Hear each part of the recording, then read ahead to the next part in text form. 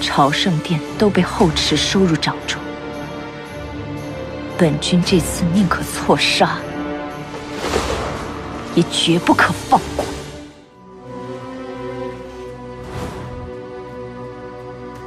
后池见过天后。上古？不对，他的长相或许与上古相似，可这性子气度，都与那人太过不同了。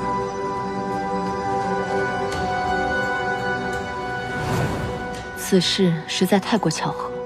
也许后池上神与他生母相似也未可知，毕竟他灵力低微，生母想必也只是一介凡人。谁知道他的生母是谁？此乃我与天后之女，名唤后池。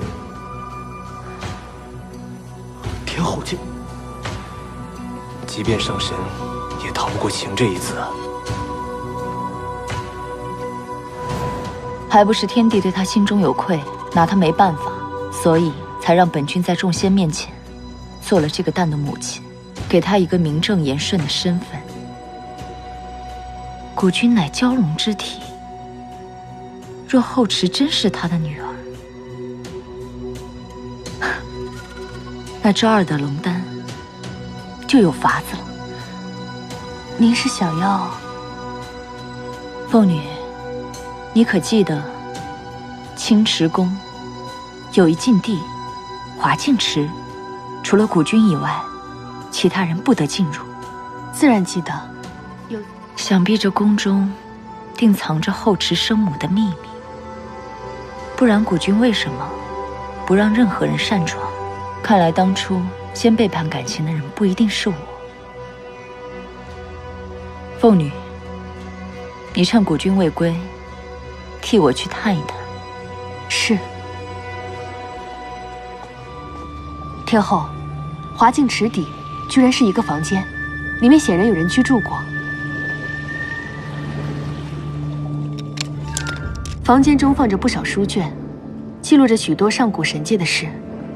除此之外，无甚特别。唯有房间的这幅画像，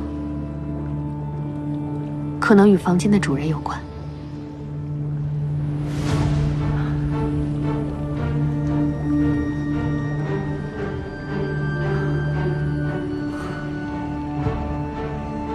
古君为何要隐瞒他的身份？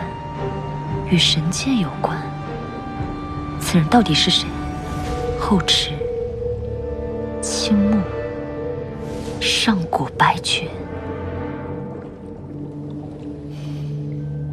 他们竟然长得如此相似，难道真的是巧合？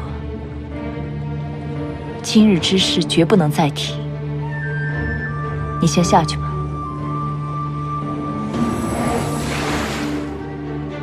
是。